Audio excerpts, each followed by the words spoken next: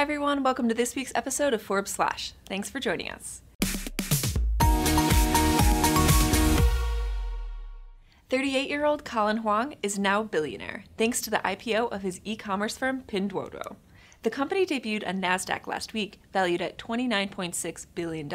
Huang's 46.8% stake is worth $13.8 billion. That makes him the 13th wealthiest Chinese billionaire at a remarkably young age.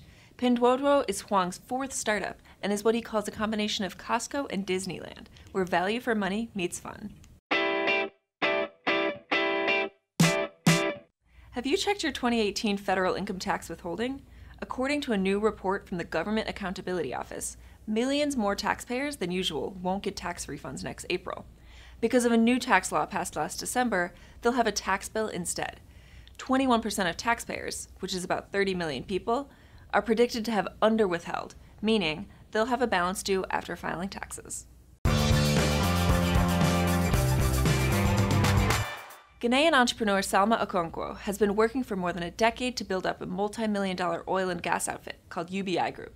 She's now working on a side project that has massive potential, building Ghana's biggest solar farm. When it opens in 2019, it's set to be one of the largest in Africa.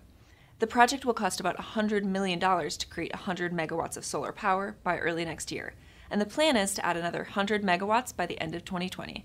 Okonkwo's ultimate goal is to bring cheap energy to northern Ghana, along the way creating job opportunities for women.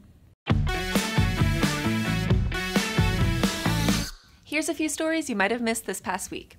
11,000 of WikiLeaks' Twitter private direct messages were published this week. According to the journalist who released the messages, they show a bias against Hillary Clinton and, quote, bias and desire to get the Democrats in general.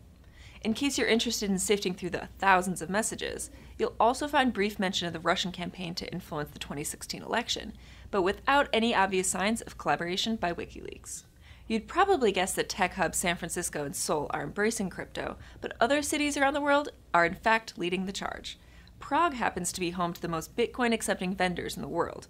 You'd also do well in Buenos Aires. South America is a Bitcoin-heavy continent. Governments around the world are also trying to figure out how to react to the rise of crypto. International business hubs like Switzerland and Singapore have been welcoming, while others like China and Saudi Arabia have been hesitant. Lebron James may be spending most of his time in LA moving forward, but back in Akron, Ohio, he's impacting lives of hundreds of students.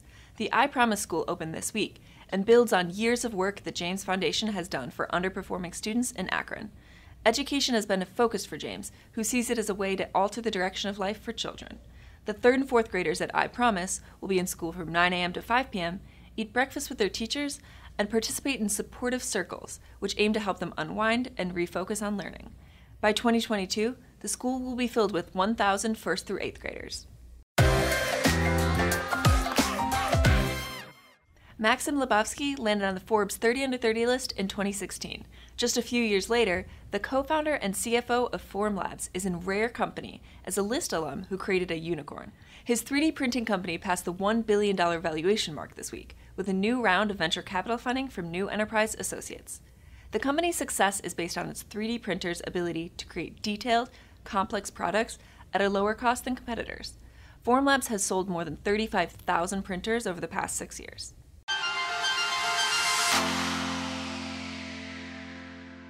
Elon Musk promised sustainable profitability this week on Tesla's earnings call. The company said the gross margin in the new Model 3 was slightly positive in the second quarter, but should reach 15% in Q3. The company pushed to cut costs, notably with a 9% downsize in headcount. Tesla bulls liked what they heard on the call and helped the stock rise as much as 11% in after-hours trading.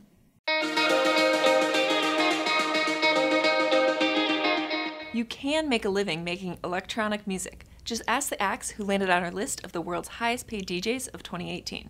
Calvin Harris is at the top of the list for the 6th time in a row, making $48 million over the past year alone. Next up is the Chainsmokers. The duo played more than 100 shows in the past year and earned $45.5 million. Veteran DJ and producer Tiesto ranked 3rd.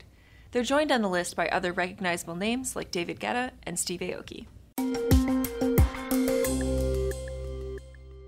Facebook this week announced that it had purged 32 pages linked to misinformation and inauthentic behavior on its platforms. The pages may or may not have been linked to Russia. In a post explaining the situation, Facebook mentioned that increased efforts were made to obscure the true identities of those managing the pages and profiles. Facebook has been consistently quiet about methods to protect the platform, and some are asking if they're doing enough to prevent political manipulation by external actors. Thanks for joining us. Tweet your feedback using #ForbesFlash, and we'll see you next week. Tune in every Friday morning, same time, same place.